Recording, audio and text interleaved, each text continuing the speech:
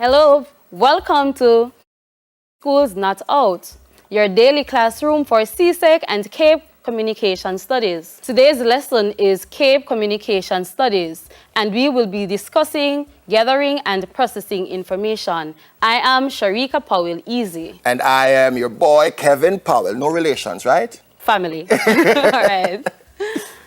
All right. Okay. What are we doing today, Sharika? Okay, so today, viewers, we have a list of objectives taken from the Communication Studies syllabus that we want to take you through. Now, our first objective is identify the characteristics, organizational features, and modes of expression of different genres and types of writing and speech. Then we're going to be focusing on distinguishing between the writer's main idea and his or her main purpose or points. Identify language techniques and organizational strategies in different modes of writing. And then we're going to be evaluating the writer's tone. So that's what we have for you today, students. So let's look at the roadmap. Where are we headed? Okay, so we want to take you on a journey with us, and on this journey, we will be identifying types of discourse. Then we're going to look at organizational strategies and language techniques. And we are going to look at how we evaluate tone. All right. So let's look at modes of writing, Sharika. So as you know, students, there are 4 different types or modes of writing. Yes, and so we want to look at what these 4 different modes of writings are, and we want to understand how to distinguish between each of them, and we want you to also look at how we can look at the organizational strategies as well. So can you say what these modes are and what each seeks to achieve? Yes, so we know that when writers write, they do this using different types of discourses or modes. So while you're thinking about them or while you're recapping them, because these are things that you would have already know, let's take you through them. All right, so we're looking at expository writing, Persuasive writing, descriptive writing, and narrative writing. and I'm sure we remember all of these types of writing in our first classes in information processing and gathering. So we're looking at expository, persuasive, descriptive, and narrative writing today. So let's do an activity, Sharika. So on the screen, ladies and gentlemen, boys and girls, we have some sentences, 4 sentences. I'm going to ask Sharika, I'm going to read each, and I'm going to ask Sharika if she can just tell me what each sentence, what mode of writing is found in each of the sentences on the board. So the first one says, Sharika, she did not sit the Spanish exam in May. What do you think that type of writing is? Think about it, students. So she did not sit the Spanish examination in May. This is giving us some information. Yes. It's a fact. Yes. I think so. This should be expository writing. All right. Am I correct? Well, we're not going to tell you if you're correct just yet. We're going to go through the other sentences, Okay. and then we'll give you all the answers at the same time. The second sentence says, therefore, the expression is meaningless. Therefore, the expression is meaningless. What type of writing is this, Sharika? So therefore, and there I am using a transitional word. So there's a transitional word there. Therefore, so it means that probably I would have been saying something before that. The expression is meaningless. This sounds persuasive. All right. Am I correct? Remember your answers, you know. So we have expository first, then persuasive next. The next sentence says, we jumped in the back of the pickup and headed towards the beach. We were in for a fun-filled day. Little did we know that someone would be at the back. What kind of writing do you think this is? And I love this part before I answer. Look out, girl. Someone screamed. Yes.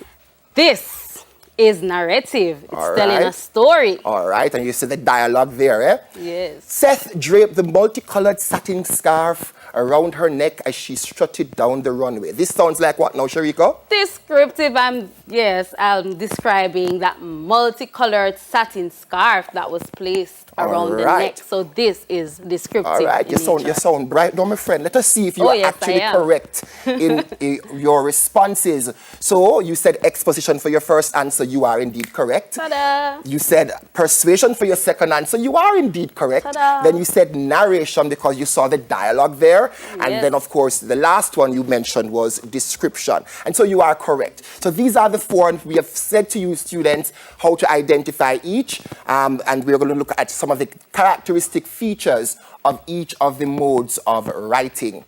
All right. So for expository and exposition, and usually for gathering and processing for your module 1, most of the articles that are posted, they are usually expository in nature. That is correct. Now, for exposition, we noticed earlier when I spoke about facts and giving all of that information. So in an exposition, the writer seeks to bring clarity to ideas, to analyze a situation, define a term, and give information. So it's all about facts, it's all about information, clarity. Providing information, clarifying information. Yes. And this is why we call this type of writing informative writing. Can we think of some examples we could share with the students in terms of informative writing? We're talking about things like speeches, right? Yes. News articles and reports, right? Yes.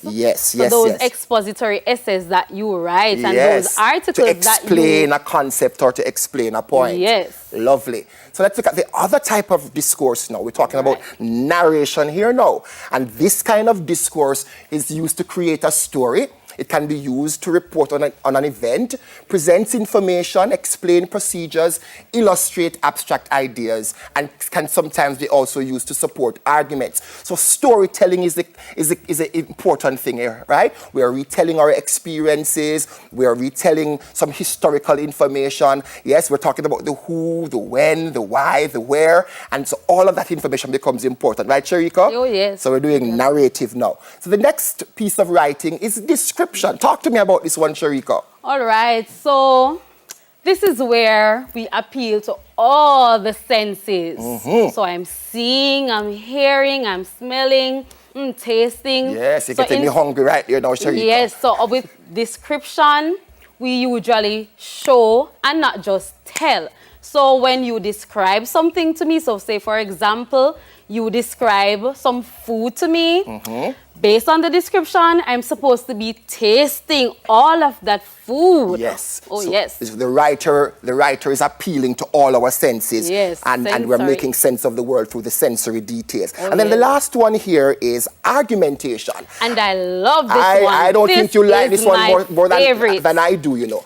Why am I right? It talks about trying to persuade and to convince the audience that my point or my claim is true. Right? And so it's the why am I right? We're trying to prove something using logic, using varying means of appeal. Yes, and with this one, we want somebody to see something from our perspective. Yes. So when you write something, you write an argumentative piece, you want somebody to see something from your perspective. You want them to agree with what you are saying. Certainly. And so we usually say with argumentative writing, it is debatable because there are always two sides to an argument. Indeed. So I am right. And I am right. I know I am right. I don't know about you. I am right. Why are you right? Because I have points to prove why exactly. I'm right. We need to have reasons in support of our argument. Indeed. And then coupled with that is persuasion, persuasive writing. And persuasive writing involves appealing to the emotions, appealing to the ethics of the reader and the audience. And it also involves the 3 appeals of persuasion.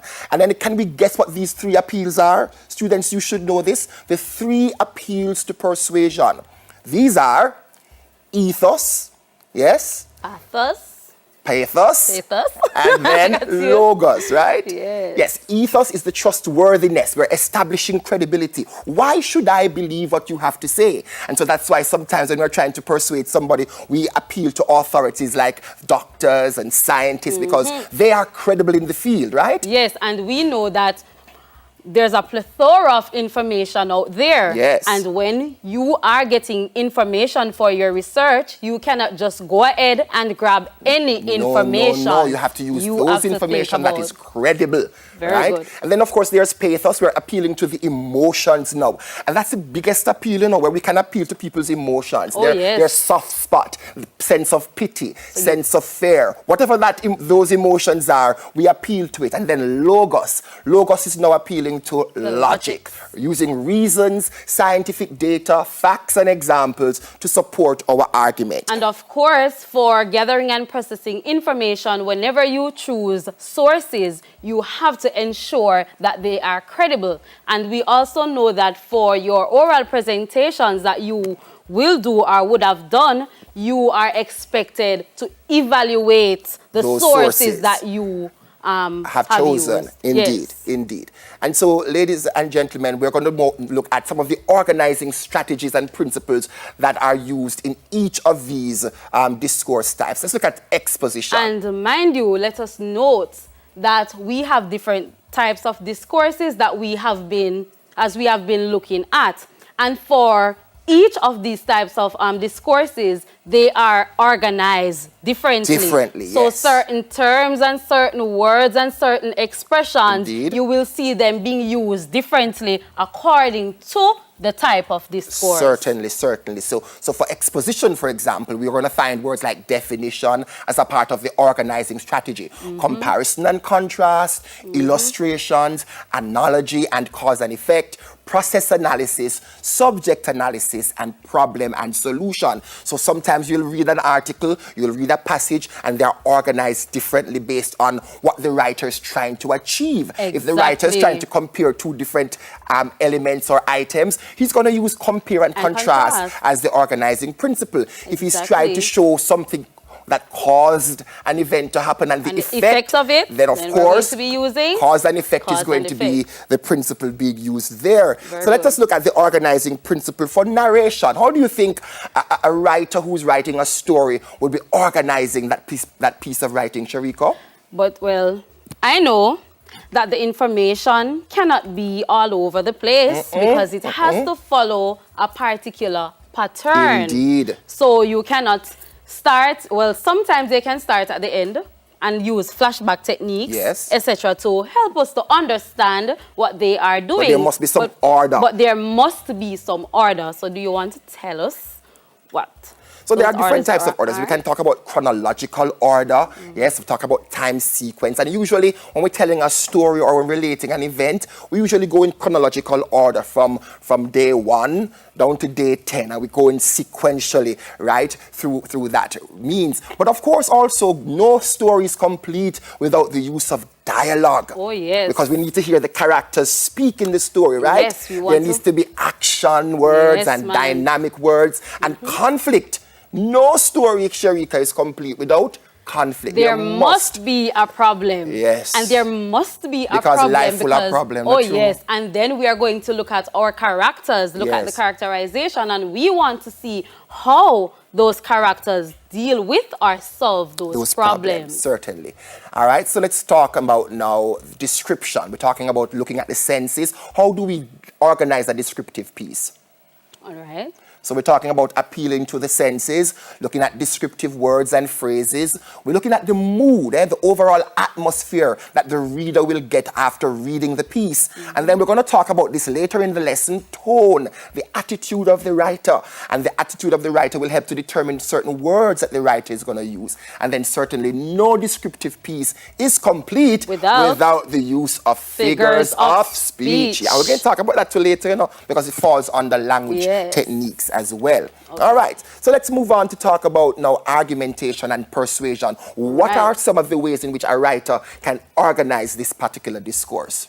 Okay, so again, it depends on the type, the purpose of the writer and what the writer wishes to bring across. So for an argumentative piece or persuasive, we can have facts and / opinions. Yes. So, and they're different, you know, students need to understand that there's a difference between facts and opinions. But both are useful in an argumentative piece. yes, because my opinion definitely counts. Indeed, and mine definitely counts, Sharika. And I'm going to refute you.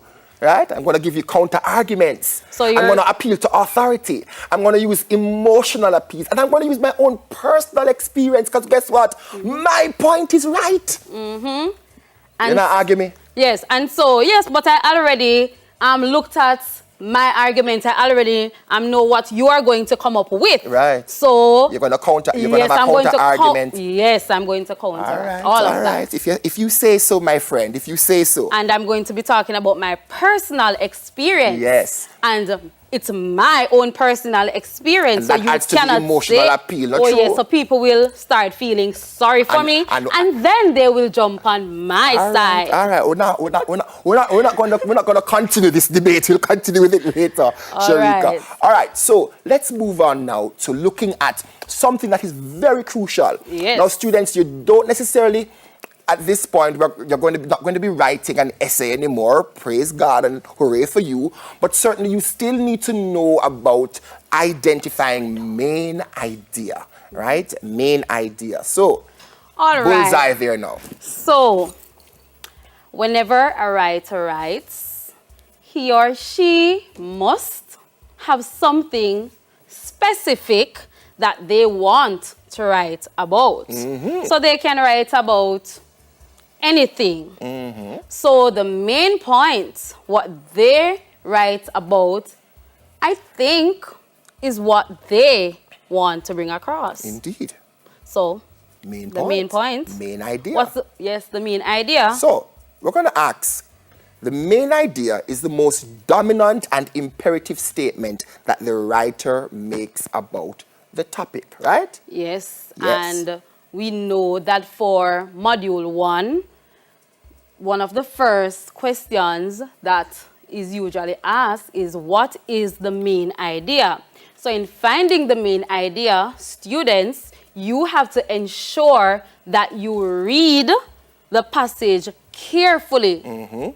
And the main ideas, usually, they are expressed in or topic sentences. Yes. And when the writer writes, they will express different main ideas based on the different topics. So when the writer writes and uses paragraphs, you will find different main ideas in the different paragraphs. Indeed. And as you said earlier, focus on the topic sentences because that sometimes or most times give you a great sense of what the main idea is. So if you're going to be asked, to say what is the piece about or what is the writer saying about this particular topic, chances are you're trying to identify the main idea. So you can ask, who? You can ask what? Yes. So you can go and question yourself while you're reading. But most importantly, Sharika, when looking at the main idea, you see, never state the main idea as a verb. There's a place for that. I'm going to talk to you about the place for that when we look at purpose. And usually, when you are expressing your answer, you will say the main idea is that.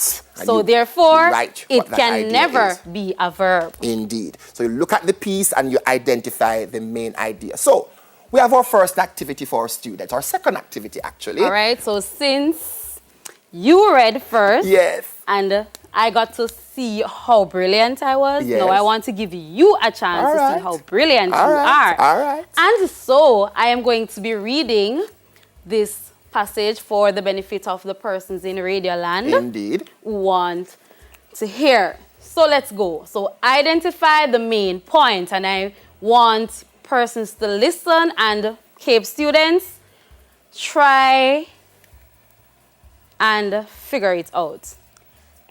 A new hearing device uses a magnet to hold the touchable sound processing portion in place. Like other aids, it converts sound into vibrations, but it is unique in that it can transmit the vibrations directly to the magnet and then to the inner ear. This produces a clearer sound.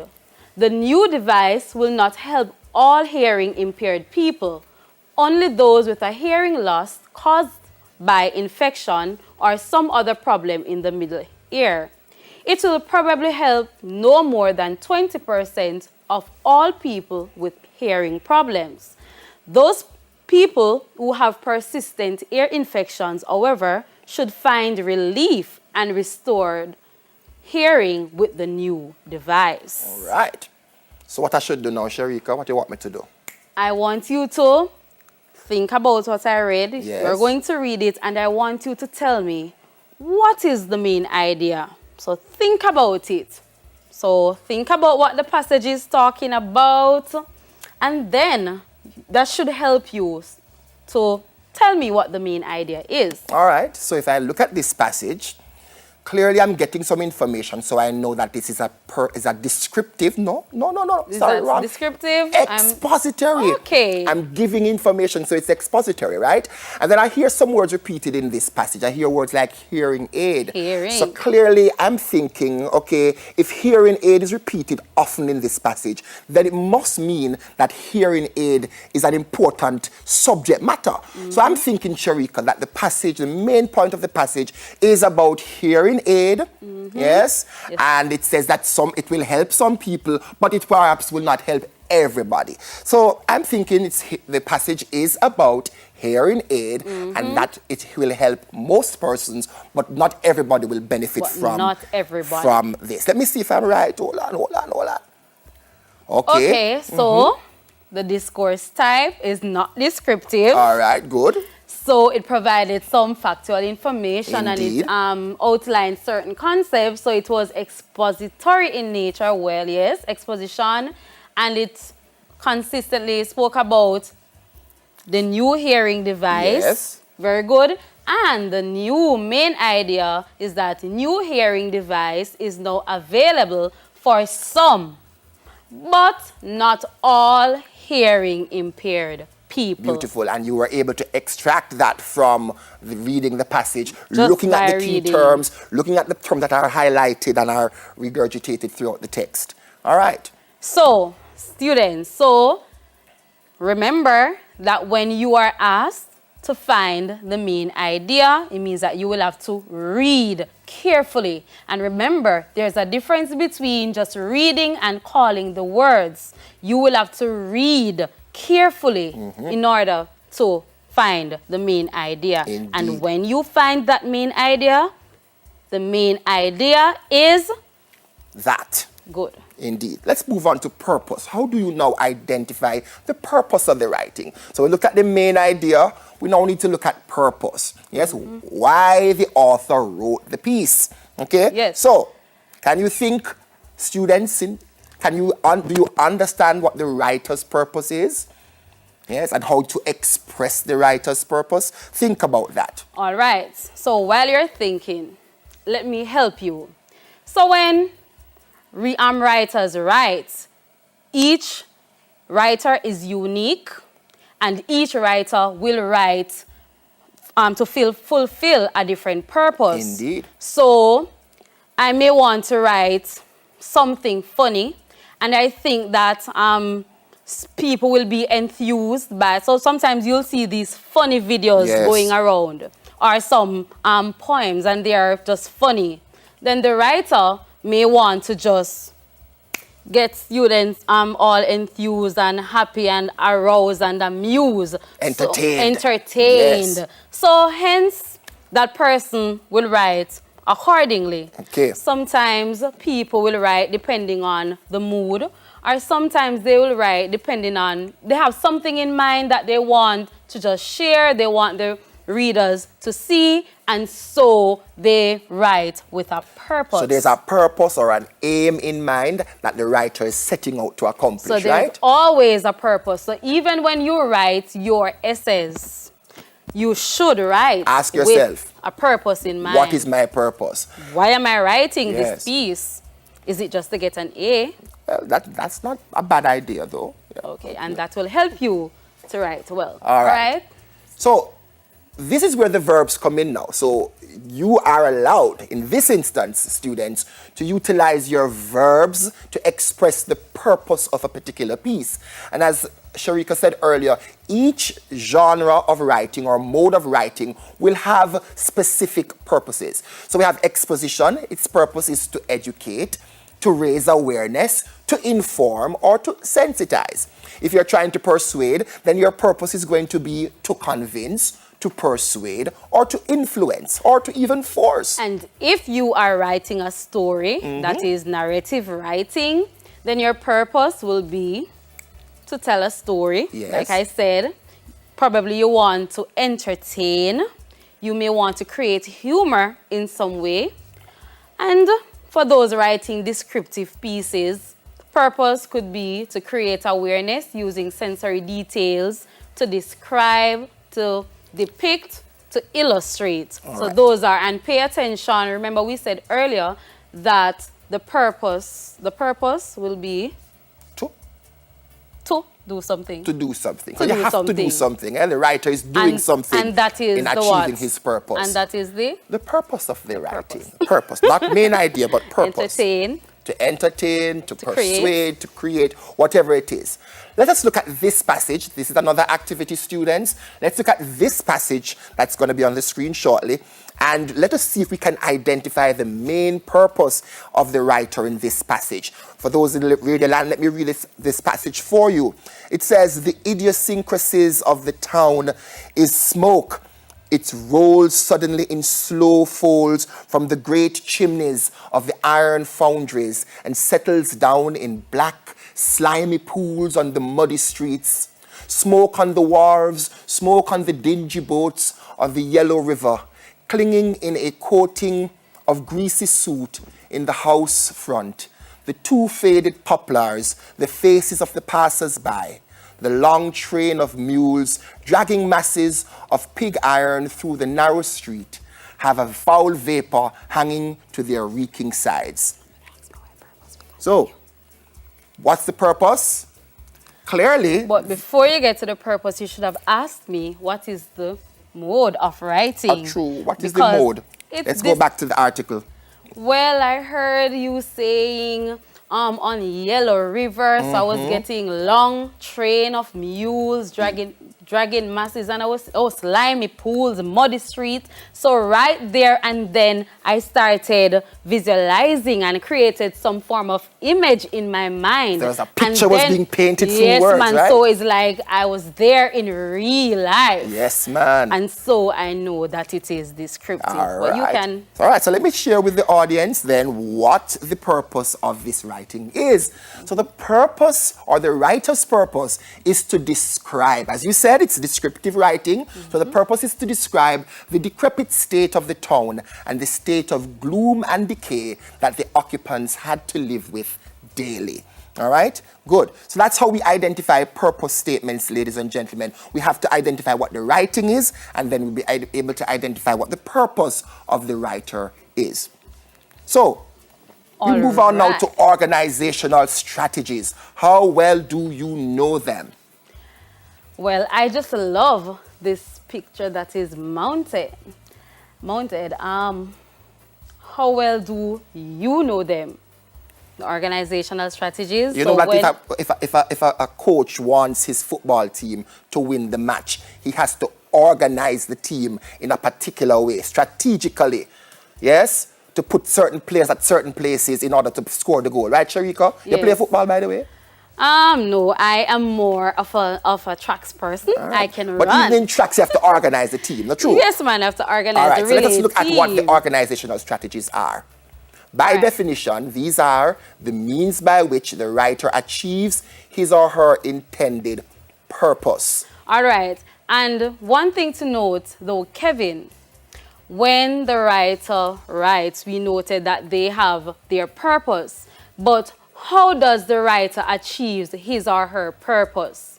So what the writer does, he employs a number of language strategies and techniques in order to help him or her bring out the point and the concept that he or she wants to bring out. Certainly. And so the organizational strategies are used to help to convey the purpose and the objective of the writer. So, again, going back to our slide, we note that there are a few organizational strategies that we are accustomed to and that we should expect to see in various pieces of writing. These include classification and division, problem and solution, cause and effect, comparison and contrast. All right, we also have general to specific. We have spatial order. We have process analysis. So if I want to teach you how to bake a cake, then I would take you Walk me through the process and take you through the steps. Indeed. So that is what we refer to as process analysis. Yes. We also have subject analysis, personal experience that we discussed earlier. Indeed. And we have periodic development. And then there are what we call now language techniques. Language techniques, and that's a quick review. What are language techniques? And what are can you recall the categories of language techniques that you know and the examples linked to each category? All right? So think about that, language techniques and these categories. No, these are geared towards achieving a specific objective again, and this is how the writer manipulates language in order to achieve a particular purpose. Remember, everything goes back to the writer's what, Sharika? The writer's purpose or the effect the writer is trying to create. So, let's look at a few of these language techniques that a writer may use or manipulate in writing. Go ahead, Sharika. So, the writer may employ figures of speech. Yes. And you know, students sometimes don't like this part of the syllabus, right? Yes. Sometimes they know what each of the figures of speech is, you know, but they don't know how to identify it. And this is why you need to ensure that you familiarize yourselves with the different figures of speech and you know adequate and sufficient examples so that when you see them in written work, you will be able to figure them out Especially quickly. in the multiple choice. Especially in the multiple choice. Indeed. And then we have rhetorical questions. Yes. And we know that the writers use these in order to create an effect, right? So the writer doesn't necessarily want an answer for a question. But they want us to contemplate. But they want us to reflect, to contemplate and think about it. Indeed. There's also the use of emotive language, Sharika. Yes. There's expert opinions, authoritative evidence, statistical data. Oh, yes. Evidence and proof. Yes, man, you have to prove the point. So if I want to bring across the point, I am going to use my statistics and this will help to prove my point. Indeed. So we can link up with statin. We can link up with statin shortly, students, to get some statistics. All right. You do that. And then, of course, we have jargon and technical language that also is used. And so we talk about figures of speech like simile and metaphor, irony, repetition, hyperbole.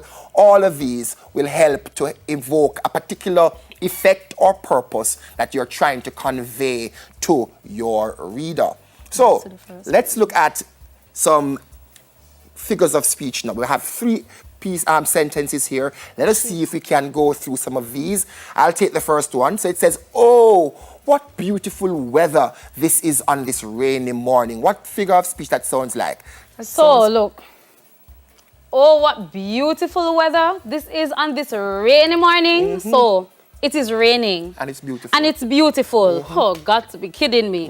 That is sarcasm. All right. Let's look at the other one. It says, "Michaela is a warrior on the battlefield of life." She's a warrior on the battlefield of life. That sounds like a metaphor to me. So we're saying that she is a warrior. Yes. And that is a metaphor. Indeed. And then I the love last this one. Yes, go ahead. She had a brave tremble in her voice as she approached her boss. I'm sorry. Brave tremble. But brave, tremble. What are we doing? Can somebody be brave and trembling at the same time? Sounds contradictory. I'll put them together. Contradictory. That so we're sounds like putting an two oxymoron. like terms together, Yes. and that is an Oxymoron. Look there, you get them right. We get them right. We're brighty. Right. All right. All right. Tone, as we wrap up, we were looking at tone. All right. The tone is the attitude of the writer or the author towards the topic or the subject that he or she is writing about. Yeah? Your mother ever tell us you're talking to me with an attitude before? Yes, I guess to just listen to the words and listen to what accompanies what I'm saying. But mommy, I didn't do this. And she said, don't speak to me in that tone of voice, What's that tone, child. boy? Indeed, indeed. So what is the tone? So it's the attitude of the writer towards the subject matter. And students, here are some words that we can use to talk about tone. And for our viewers in Radio Land, we have a list of tones right here. I'm going to go through them quickly for you. So a tone, the speaker's tone can be concerned, passionate, cynical, sarcastic, bitter, benign, formal or informal, informative, urgent, annoyed, humorous, optimistic or pessimistic, serious, and sad. All right. And that's how you identify. And let me just do this one quick example for the students. So it says, often you feel you've done nothing when you've actually done a lot. That's because you did seemed beneath notice. It was so small that it didn't count, but it did. Just as each stitch counts towards a finished dress, each brick or nail toward a house you can live in, each mistake toward knowing how to do things right.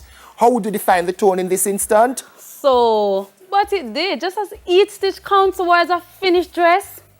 So I think she's encouraging me. She is. There is some encouragement going on in that statement. Yes, so, as we wrap up, let's recap some of the things that we did in this lesson.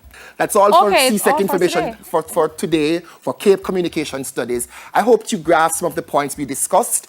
Until next time, I am Sharika Powell Easy. And I am Kevin Powell.